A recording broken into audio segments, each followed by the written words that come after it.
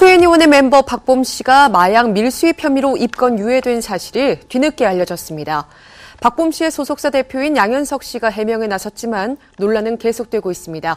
앞으로 투애니원의 행보는 어떻게 될까요? 현장 연결해 자세한 소식 알아보겠습니다. 이보람 기자.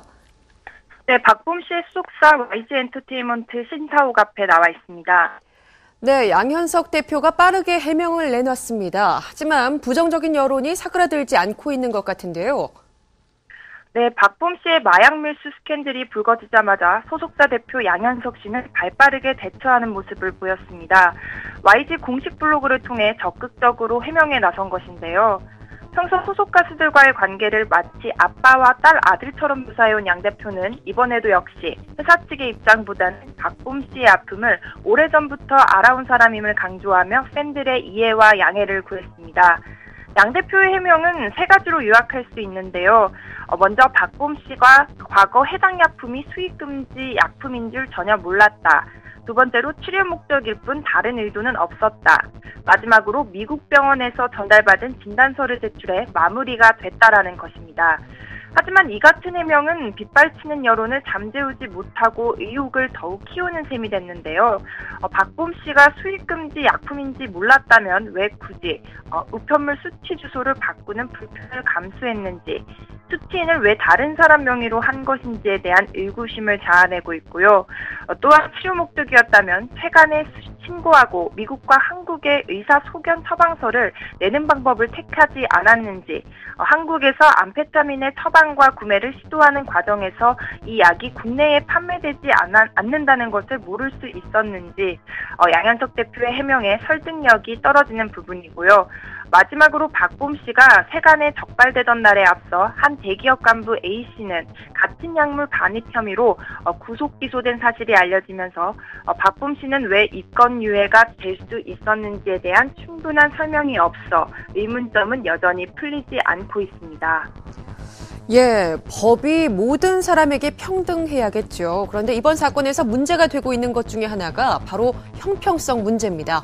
이번 사건으로 인해서 굉장히 많은 부분이 거론되고 있는데요.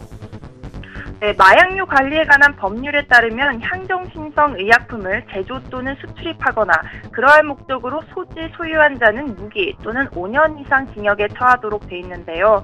앞서 말씀드린 대로 박범 씨가 암페타민 밀수입으로 인천국제공항 세관에 적발된 때에 앞서 한 미국인은 같은 약물을 들여오다 한국에서 기소된 사실이 확인됐습니다. 한 매체에 따르면 2010년 8월 국내 대기업 간부 미국인 A씨는 암페타민 10g을 국제특수우편에 넣어 전달받은 혐의로 인천지방검찰청 강력부로부터 구속기소를 받았는데요. 당시 A씨는 검찰 조사에서 지병으로 복용하던 약을 가족들이 보내줘서 받은 것뿐이라고 해명했지만 받아들여지지 않은 것으로 알려졌습니다. 국제우편을 이용하고 동일한 약을 가족이 보내준 것이라고 주장한 A씨는 구속기소가 되고, 반대로 박범 씨는 입건유예 처분을 받았다는 사실에 많은 이들이 법의 형평성에 어긋난다고 질타하고 있는데요.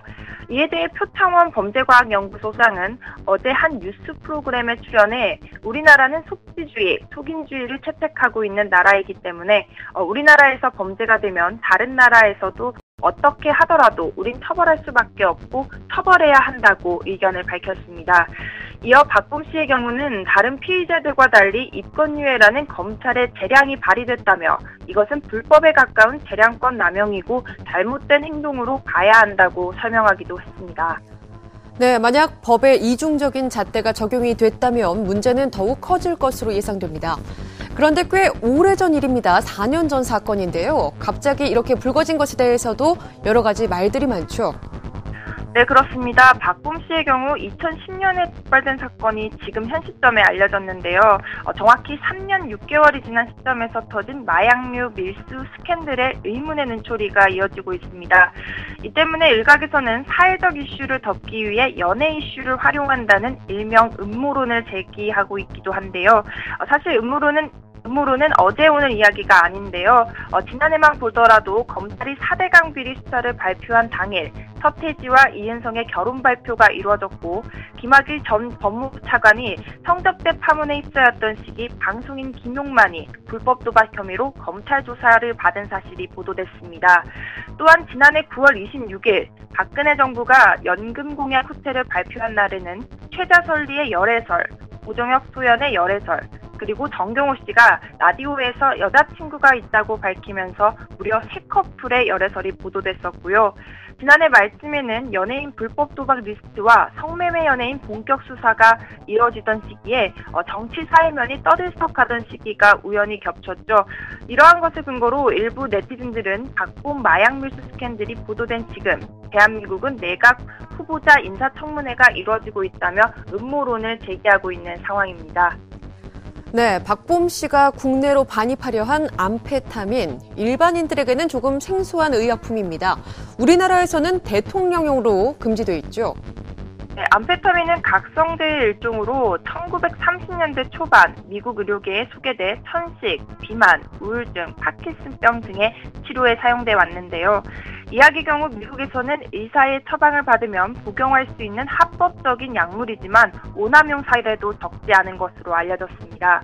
위험한 점은 암페타민을 남용하면 정신분열증이 올 수도 있고요. 심장 발작으로 인해 사망할 가능성도 있다는 것입니다. 1967년 영국의 사이클 선수 톰 심슨은 암페타민과 술을 복용하고 경기를 하다가 숨졌고 이후 스포츠 경기에서 암페타민 복용은 금지되기도 했습니다. 우리나라에서는 여러 가지 부작용을 염려해 이 약품을 환각, 각성 및 습관성, 중독성이 있는 향정신성 의약품으로 규정해서 대통령령으로 사용을 금지한 상태입니다. 네, 이번 파문이 2NE1의 활동에 직간접적으로 영향을 미칠 것으로 전망되고 있습니다. 어떻습니까? 네, 일단 조심스럽게 말씀을 드리자면 연예인들은 이미지가 곧 생명이기 때문에 어떤 스캔들, 특히 마약 스캔들에 오른다는 것 자체만으로도 활동에 적신호가 켜진 것만은 분명해 보입니다.